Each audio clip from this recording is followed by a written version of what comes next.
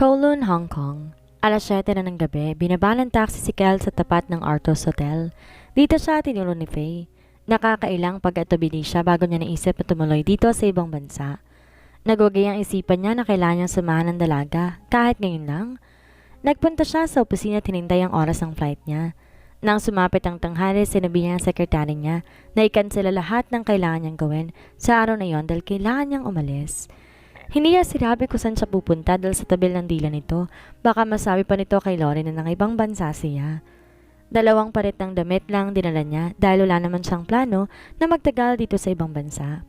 Kailangan niyang pilitin si Faye na umuwi ng Pilipinas dahil una, pakiramdam niya magtataksil siya kay Danica. Kaninang umaga nga, iniwan niya Teo nang tulog pa sa kanyang kwarto. Hinayaan niya magpahinga ang dalaga. Ikalawa, pag nalaman nitong pamilya nila, sigurado, mawawalan ng tiwala sa kanyang lahat. Sina Liz, Lauren, ang pamilya Burnham, ang mommy niya. Sigurado magtataas kilay ang marami. Nagbook pa rin si Kael ng isang silid para nalang si kapapanatag ng kanyang konsensya at loob. Sa silid, gamit ang eSIM, tinawagan niya si Faye. "Hello, I'm already here," Aniya. "Nauna lang ako sa iyo ng ilang oras. Magkita tayo sa lobby? Okay, see you in the lobby." Na makita niya si Faye nakasuot ng dark shades kaya't alam niya, umiyak ang dalaga. Bumagsak ang kanyang loob para dito. Niyakap niya tinagod ang likuran. Humikbi si Faye at pagkatapos inalok siya sa silid nito. Hindi siya nagpapigil dahil kailangan siya nitong makausap. Napuno nito ang gamit niya at inamin niya na may kinuha siyang kwarto. "I'm sorry, Kael. Hindi ko alam ang gagawin ko. I already ended my lease contract sa Amerika at wala na akong plano pa na bumalik. Tinapos ko ng relasyon ko kay Harry." Tinanguan niya lang ang dalaga. "Well, Tita wants you to stay in the Philippines. Kahit naman si Liz ay inaasahan na iiwan mo ang Amerika. You already have a job. So if you'd ask me, ayos lang na manatili ka sa Pilipinas, right? Am I going to see you there?" Tanong nito. Di niya alam paano sasagot kay Faye. Hindi ba't ito ang gusto niya? But being with Faye is no longer possible. Sa palagay nga niya, what's going on here? Matigas ang tinig ni Orion sa narinig niya. Halatang narinig nito ang mga huling sinabi niya. Kailangan niya ang lalaki kaya naman humagulhol siya na lumapit at yumakap sa bewang nito. Kailangan niya ng kakampi sa oras na yon. Sobrang-sobra ng sakit ang damdamin niya. "Bitiwan mo si Danica," asik ni Kael. "Nag-uusap kaming dalawa." "No, Orion, paalisin mo si Kael." Naningkit ang mata ni Orion. "What did he do?" "Niloko niya ako." Tila batang sumbong niya rito. Sapat ang nadinig nito para tumigas ang panga ng kuya niya. "Leave, now." "Ha? Sino ka para pagsabihan ako? Ikaw ang umalis dito dahil wala kang kinalaman sa usapan naming dalawa ni Danica." Danica refused. "I don't want to talk to you, Kael." Halatang napuno na rin to. Kita niya ang pagsiselos sa mata ni Kael. "Bakit? Ngayon ba si Orion naman? Matapos kay Brian, sa akin at ngayon naman kay Orion?" Mabilis bumitaw sa kanya ang kuya niya. Napatili na lang siya nang sinuntok nito sa panga si Kael. Dumaos-dos ang lalaki sa damuhan. Galit na tumayuto na makabawi at tinapon ang sarili sa katawan ni Orion. Ngunit dahil hasa sa pisikal na labanan ng kuya niya, umikutot muling sinuntok sa pisngi si Kael. Halos duguan ang mukha ng huli. Pinigilan to ng ilang pulisyang naroon pa sa paligid. Lumabas na rin sina Kami at Rick na nabigla sa nasaksihan. "Kuya, please stop!" Humahagulhol nang sabi ni Danica. "Wala kang karapatang bastusin ang kapatid ko. Never speak to my sister in that manner again. Trust me, baka sumunod ka kay Brian." Galit na singhal ni Orion dito. "Orion is your brother?" Tila natitigil ang usal ni Kael. "Yeah, newsflash." Ani Drake umismid sa lalaki. "He is my biological brother. And Kami is my sister?" "Yeah." "Hindi mo alam dahil abala ka sa pamamangha ng 2 ilog. Lumayas ka, Kael. I don't want to see your face anymore." Natukoy ng mga pulis si Kate, ang taong umatake sa bahay ni na Drake at Kamya. Matapos ng ilang araw dahil sa mga mensaheng pinadala nito sa cellphone ni Brian at sa dashcam na sasakyan ng huli na nagkataong bukas ng oras na yon at nakunin ng motor ni Kate at ilang license plates nito. Binuksan muli ang kaso ni Carmela nang hingin ng tawa dito si Faye matapos itong makapagsalita ng di maganda sa nurse. Tulad ng nasa isipan ni Kamya, pressured na ang babae sa publiko, sa korte, sa pamilya, at sa trabaho nito sa ospital. Nagsinungaling naman talaga ito at nais itong kunin ng atensyon ni William. Tulad ng alam niya malaki ang pagkakagusto nito sa doktor, Masyadong masalamuot ang mga naganap, ngunit nakuha ni Cami ang nais niya. Alam niya katapusan na ng kampo ni William, lalo na't may murder pa na natagdag para kay Kit sa pagpatay kay Brian at paggamit ng pinagbabawal na gamot. 6 months later, lumipat ng bagong tirahan sina Cami at Drake. Di na nalalayo ang tirahan nila sa bahay ni na Lauren at Liz. Masyado madami naganap sa huli nilang tirahan kahit pa nga ayaw niya sanang umalis doon.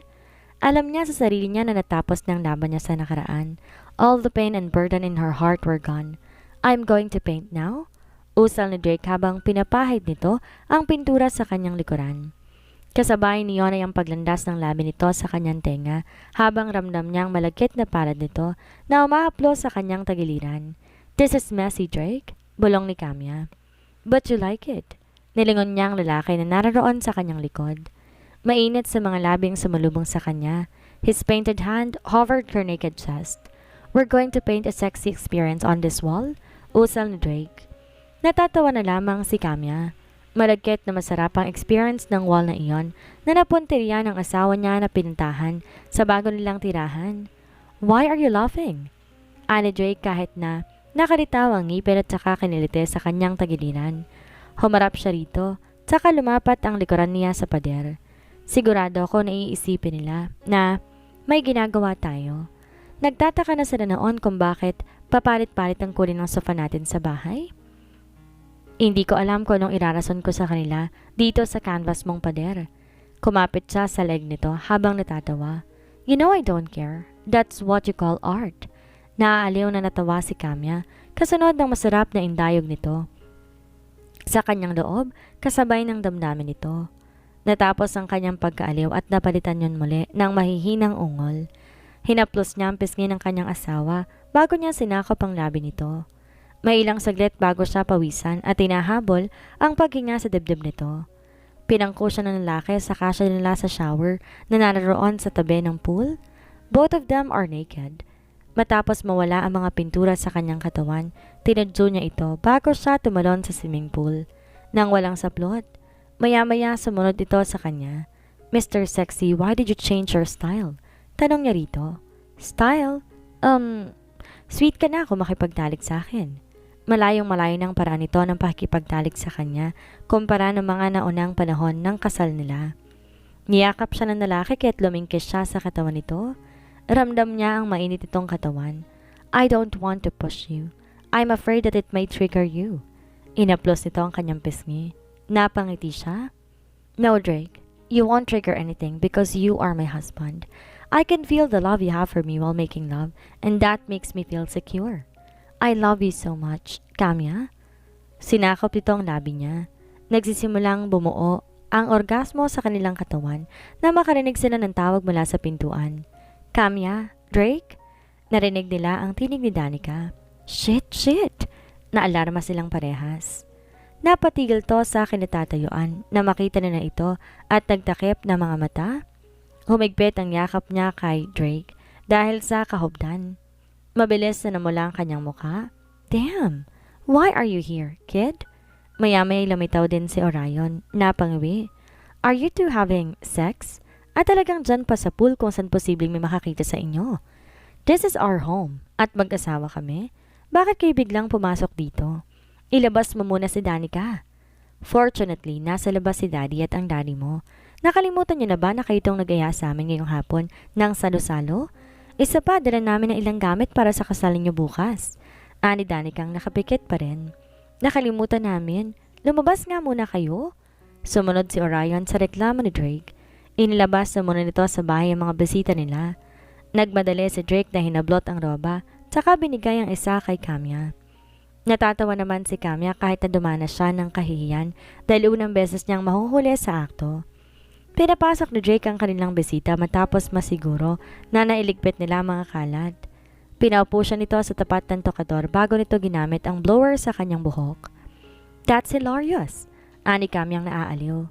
Saglit siyang pumikit para damhin ang atensong binibigay nito. Kayong dalawa, stop teasing. Alam niyo mga single kami dito. Reklamo ni Danica na lumapit sa kanila. Pasensya na, maaga kayo ng 30 minutes ni Orion kahit di namin inaasahan ang pagpasok ninyo. Sagot ni Larry. Kinuha ang cellphone at doon niya lang nakita ang mensahe ni Danica na papunta na ang mga ito. God! Kung nauna lang sila ng ilang minuto, sigurado nahuri nila ang sekreto natin sa pader. Bulong niya kay Drake. I don't mind. There's no reason to be ashamed of art. Kinindatan siya nito bago siya hinalikan sa noo. It's finished. Inawakan niya ito sa braso bago pa ito lumayo. Love, kausapin ng daddy mo. Alam ko nahiya ka pa sa kanya pero mas maganda kung magkakaroon kayo ng maayos sa samahan. I'll try. Alam ni Kamya hindi pa rin nakakamove on ang asawa niya kahit na alam na nito ang mga turing na naganap sa magulang nito. Ang mga cheating na sinasabing kinasangkutan ni Mr. Andre Drake sa mommy niya, kay Christina at sa iba pa. Nagpalit pa muna sila ng kasuotan dahil ilang minuto na lang dadating ang baba nilang bisita. Hello neighbors! Narinig niya ang tinig ni Lauren nang bumaba sila ng bahay. Naroon din si Lynn, ang asawa ng mga to at mga bata. Masaya siya makita mga to na tinuturing siyang kaibigan. I'm glad. You look gorgeous, Kamya. I am so happy for you and Drake. Ani Lynn. Ayoko sanang buksan ang topic na to pero sana ayos na kayo ngayon matapos ang masimulot na kasong naganap. Wika naman ni Lauren. I'm making progress. Matapos ang kaso ni Carmela laban sa grupo ni William, pinipilit ko na rin nakalimutan ang mga nangyari. Ang totoo, hiniling ni William na makausap ako. Di ko alam anong kailangan niya sa akin pero hindi ako interesado. I don't want to hear anything from him. I want a peaceful marriage life. I am proud of you, Kamya. Nasabi na rin sa akin ni Kel na marami tayong kliyente ni Danica kaya abala kayo nitong mga huling linggo. Yeah, parehas kaming doon binubuhos ang oras namin ngayon. Di niya alam ko nung tunay na estado ng relasyon ni na Danica at Kael. Abang ito lang makapagsasabi. Samantala, sa labas ng bahay ni Drake, natagpuan niya ang ama, kausap ni Mr. Orveso, ang daddy ni Kamya. I hope you're doing well now, son. Sabihin mo lang ako kung may kailangan kayo ni Kamya. Ani Mr. Crawford. I'm fine. Kamya is doing well too. Matagal silang natahimik nito bago siya nagkaroon ng lakas ng loob na magbukas ng topic. Bakit mo ako inihaang maniwala kay mommy? Dahil hindi rin naman ako magiging mabuting tatay sa'yo, Drake. Kahit nung buhay pa ang mommy mo, isa pa. Minahal ko talaga si Christina kaya't may katwiran din naman talaga ang mommy mo. Nagloksa ako sa pagkamatay ng nanay ni Kamya. Hindi ko kailangan magmalinis sa parting yon, kaya kailangan kong magdusa. Yun ang dahilan kaya't mabilis kong tinanggap ang alok ng lolo mo na umalis sa kumpanya. Marami akong pagkukulang bilang ama at mas gugustuhin ko pa na hayaan kang ipagpatuloy mo ang pagmamahal sa mommy mo dahil mas kailangan ka niya. Ayokong kunin kita sa kanya dahil marami akong kasalanan. Nagkulang ako sa inyong mag-ina, alam ko yon. I'm sorry. Nalulungkot pa rin siya sa nagawa niyang bilugin ng kanyang ina. Ngunit tulad ni Kamya, kailangan niyang kalimutan ang mga naganap. Kamusta si Lolo? Tanong ni Drake. He is stubborn as always, pero wala siyang choice kundi makasama ako sa bahay. Wala ka pa bang planong bumalik sa opisina? So far, ayos naman po ako. May ilang best friend akong naipondar sa iba't ibang kumpanya kahit nung nasa Crawford Group pa ako kaya't wala akong problema kung pinansya ng usapan. I can still provide for my wife and our soon-to-be children. I am happy for you, Drake. Bilang daddy mo, gusto ko pa rin bumalik ka sa opisina dahil ayoko mapunta sa ibang pinaghirapan mo. Alam natin parehas na malaki na ipondar mo para sa Crawford Group. Thanks, Dad. I am just waiting for the right moment. Alam ko na babalik din ako. Nagpaalam din naman to maya-maya dahil abala to sa opisina. Inihatid niya to sa labas ng bahay at natutusan ng driver na ingatan ng kanyang ama. Drake! Lumabas ng bahay si Kamya na halatang kinakabahan. Kagat ang daliri at hindi alam ang gagawin nang lumapit sa kanya. What happened, babe? Nagsimula tong lumuha kaya nataranta siya. Kita ni Kamya mula sa bintana na seryoso ang pinag-uusapan ni na Drake at Mr. Crawford. Lumapit sa kanya si Danica. By the way sis, ito yung pinabili mo sa akin. Arito at saka inabot ang supot sa kanya din dukot mula sa bag. Did you tell Orion? Umiling si Danica. God, kapag sinabi mo kay Orion, sigurado ako sasabihin niya kay Drake. Bakit nga ba ayaw mong sabihin kay Drake? Asawa mo yon. Ani Danica na nakakunot ang noo. Ayoko kasing ma-pressure siya. Isa pa gusto ko muna makasiguro. Umikot ang mata nito. Abala sina Lauren at Lynn sa anak ng mga to. Sina Orion, Liz at Brett, kasalukuyang naroon sa tabi ng pool at nagkukwentuhan kasama ng kanyang ama. Pumasdet si Kamya sa salid nilang mag-asawa. Nakasunod sa kanya si Danica. Nitong mga huling araw sumasama ang pakiramdam niya sa umaga. Nagkakaroon pa ng pagkakataon na hilong-hilo siya sa amoy ng sasakyan habang papasok at isinuka niya rin yon sa opisina. Hinugot niya ang pregnancy test kit na dala ni Danica, tsaka sinunod ang instruction doon. Ang kapatid ang nagmukhahi sa kanya na baka nagdadalang tao siya sa kasalukuyan. Hindi niya alam ang mararamdaman doon, lalo na't 2 taon na silang mag-asawa ni Drake. They always made love, and as a woman, she could not help but wonder why she had not become pregnant after discontinuing her birth control pills. Hindi nila napag-uusapan ni Drake ang tungkol sa anak kaya iisip niya na baka ayaw nito ng baby. Kamya, okay ka lang ba dyan? Kumatok si Danica sa labas ng pintuan, dahilan para mabalik dito ang atensyon niya. Wait! Unti-unting lumalabas ang 2 pulang guhit sa aparatong hawak niya, kaya nagsimula siyang mataranta. Kamya? Inulit ni Kami ang test. Baka mali ang binigay sa kanyang resulta nito. Maya-maya pa'y marahas niyang binuksan ang pintuan. Nabigla si Danica na nakaupo sa kama. Buwaba siya ng hagdan at tinanap si Drake sa kung saan niya ito huling nakita. Kasalukuyan nakatanaw sa papalayong sasakyan ng ama, kaya nilapitan niyang lalaki. Drake! Nagsimula siyang lumuha habang natataranta.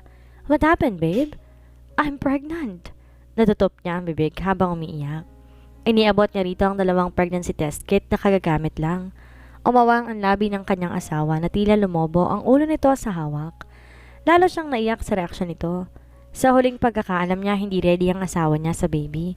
Para na ngayon? May nangyari ba? Ba't umiiyak si Kamya? O sisa ni Orion at iba pa? We don't know. Nabigla na lang kami nang bumaba siya sa hagdan, ani Lauren. Nakipagpalitan ng tingin kay Lynn. She's pregnant, guys. Kamya is expecting. Masayang sigaw ni Drake bago siya niyakap na mahigpit. Pumalakpak ang mga besita nila na halatang masaya sa narinig.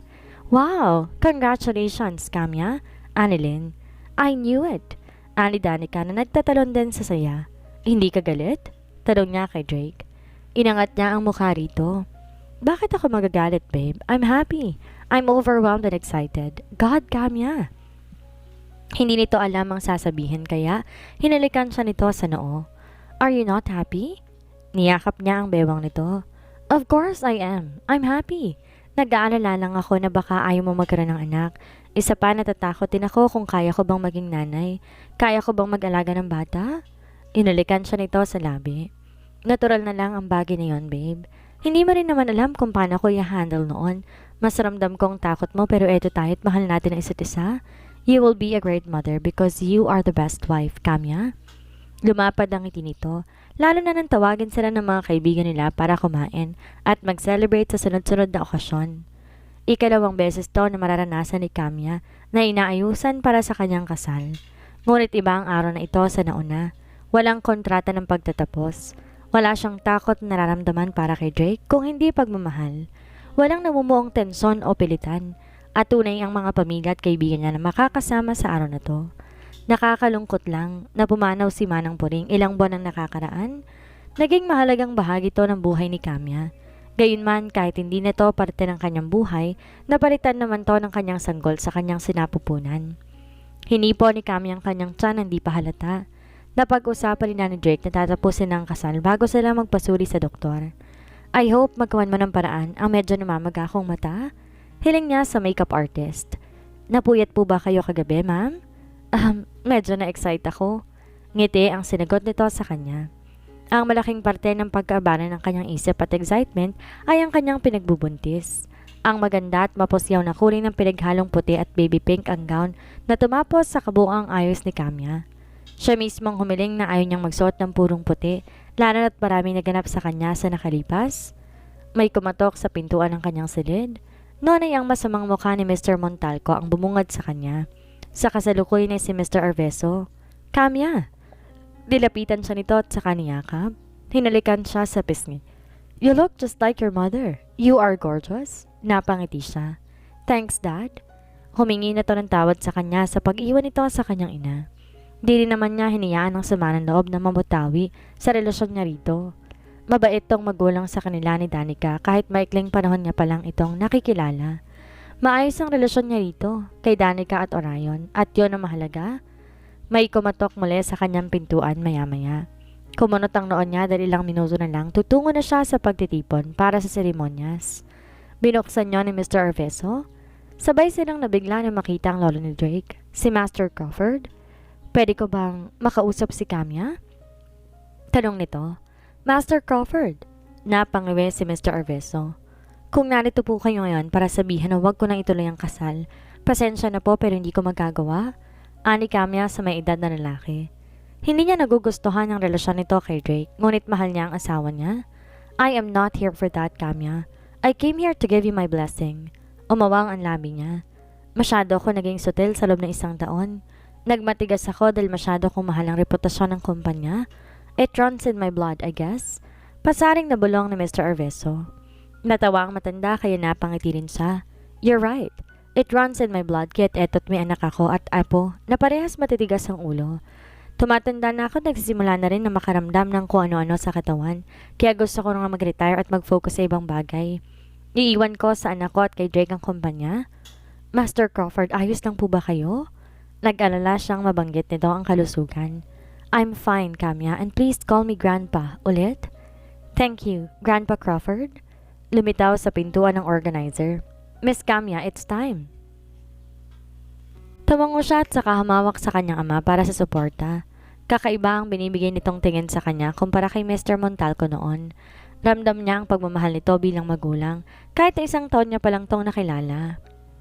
Kinakabahan si Camia habang naroon siya sa tapat ng pintuan ng bulwagan. Sa likod nito, panibagong buhay ang haharapin niya. Iiwan niyang lahat ng pangit na karanasan kapag pumasok na siya sa loob nito. I am so proud of you, honey. Naruluhang wika ni Mr. Arveso. Salamat sa chance na binigay mo sa akin na may hatid ka man lang sa kasal mo. Kahit wala na si Christina, we have more years to look forward to. Dad? Tumango ito, pinunasan ng luha, binuksan ang pintuan. Lumitaw sa kanya ang mga nakapilang tao sa magkabilang gilid.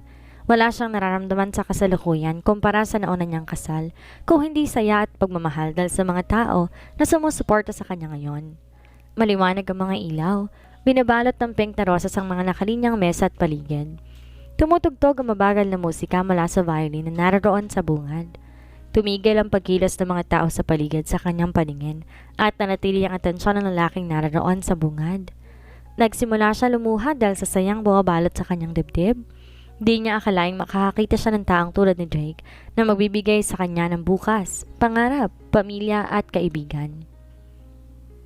Ang taong nagpaparamdam sa kanya ng sobrang pagmamahal. Gumalaw ang labi nito bago nagpunas ng luha sa mga mata. Hindi niya yun narinig sa layo ng kanilang distansya, ngunit dahil ilang beses nito yung sinabi sa kanya na kaya niyang basahin ang labi nito. I love you. Maya-maya pa'y lumiit ang distansya niya kay Drake. Binalot ng kiliti ang kanyang dibdib nang abutin nito ang kanyang kamay.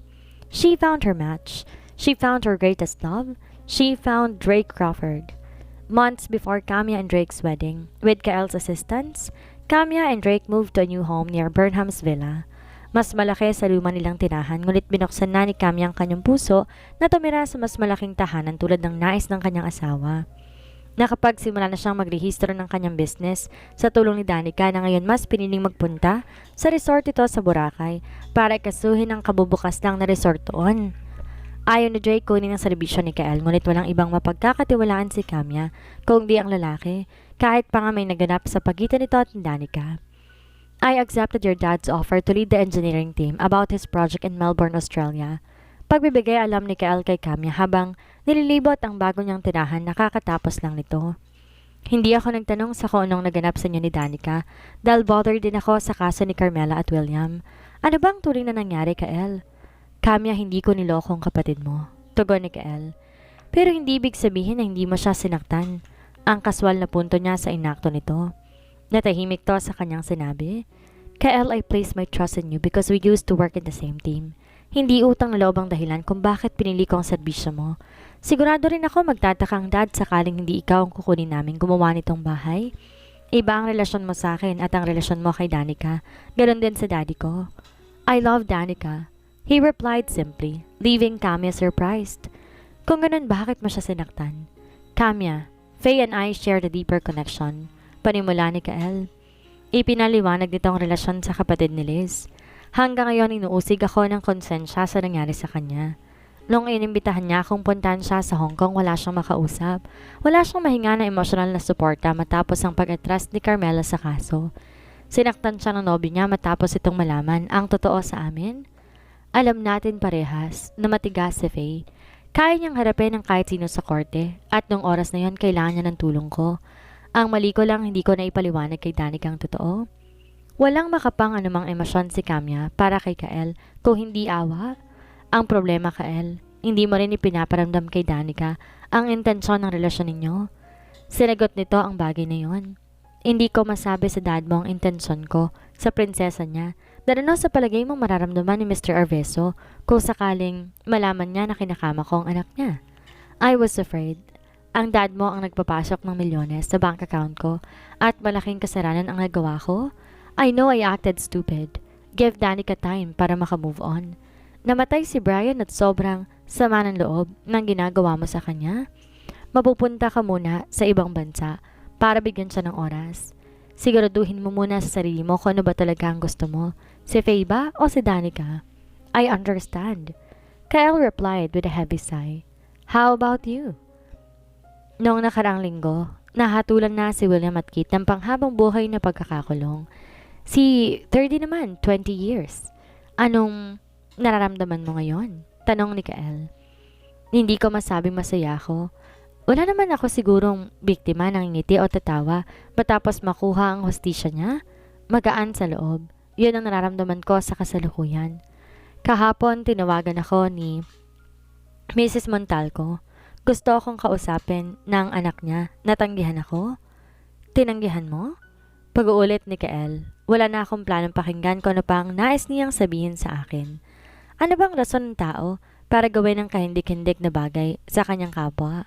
Manghihingi ba siya ng sorry sa akin kaya gusto niya akong kausapin? Sasabihin niya bang rason kung ba't niya nagawa ang bagay na yon? Inaasahan ba niya na sasabihin ko sa kanya na ayos lang ang ginawa niya? I don't want to talk to him. I'd rather seek the peace I deserve after enduring all the pain he caused me. I admire you, Kamya. This isn't goodbye. They shared a hug before Kael left her home. Napansin ni Kamya ang makuling na sofa na naghihintay sa isang parte ng maluwag nilang sala. Marahang naglandas doon ang kaniyang mga kamay nang may pumulupot na dalawang malalakas na braso sa kanyang bewang. She glanced up at Drake and then giggled. Why are you eyeing the couch? He teased. Do you have any naughty thoughts, perhaps? Kamya laughed. Clearly, you're the one with those thoughts, babe. Napahagikik siya nang hilahin siya nito papalapit at mapaglaro na inihagi sa sofa. A year later, kasalukuyang nasa loob ng conference hall si Drake. Dumating ang investor mula sa Amerika at ilo-launch ang malaking proyekto sa araw na yon. May mga ilan-ilang reporters at news bloggers ang nasa loob ng isang magkarbong hall para tanggapin niya ang mga katanungan. Alam niyang malapit ng mga anak ang kanyang asawa, ngunit kailangan niyang gawin ang trabaho. Pinilit siya ni Kami ang tumuloy doon dahil hindi niya yun maaaring ipasa sa iba para hindi magkaroon ng problema. Kasalukuyan katatapos lang niyang ihatid ang presentation sa malaking screen. Now, we can begin taking your questions and addressing your concerns. Nakita niya si Sarah na mukhang naguguluhan sa karamihan na nagtaas ng kamay. Kasalukuyan siyang nasa stage at malabong may lumapit sa kanya para guluhin ang presentation at gumawa ng eksena. Yes, it appears that even my assistant has her own questions about this. The audience laughed at this comment. Kinuha ni Sarah ang mikropono at sinabi, It's regarding your most special project, boss. It is now in the process of being delivered. Hindi masyado naiintindihan ng mga tao ang komento ni Sarah. Inaakala na may kaugnayan pa rin iyon sa proyekto, ngunit nagsimulang manginig si Drake. Pinagdikit niya ang kanyang mga labi at sinubukan na pakalmahin ang sarili. Thank you for that information, Miss Sarah. I'm sorry. She mentioned that my wife is currently at the hospital, giving birth to our first baby daughter. The audience gasped. I suppose we can now move on to the next question? Drake said, composing himself. Mr. Crawford, aren't you going to your wife? The man next to Sarah inquired. I'll be heading to the hospital after this event, so we can proceed for now? Mr. Crawford, congratulations. We do comprehend all the information and the presentation you've provided, but I believe you should go to your wife. Minungkahi ng kanyang prime investor. Malaking proyekto ang tinatake ni Drake. Milyon-milyon ang ina-invest niya. Ang Paglalaan ng ilang minuto para sa pagtatanong ay hindi magiging problema at pagkatapos nun susugod siya sa ospital. Mr. Andre Crawford, his father, could not bear it any longer. He stood beside Drake. Son, congratulations! I think it's best for you na magmadali ang asawa mo. Ako nang bahala sa mga inquiries nila. Nanganginig si Drake. Pinilit niyang itago sa boses niya ang gusto niyang umiyak. Niyakap siya ng kanyang ama. I'll be there after this event, Mr. Crawford said. All right.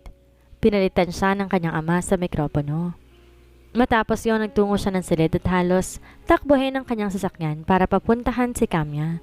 Tinawagan niya kagad si Orion at si Mr. Arveso habang hindi mapakali sa sasakyan. Ilang saglit pa ay naroon na siya sa labas ng delivery room. Nangangatog ang katawan at hindi mapakali. Dumating si Orion, ang mga amanla. Si Danica na nasa isla ay mabilisan kumuha ng ticket para makapunta doon. Inabot sila hanggang hating gabi bago binuksan ng pinto at makarinig ng iyak ng sanggol.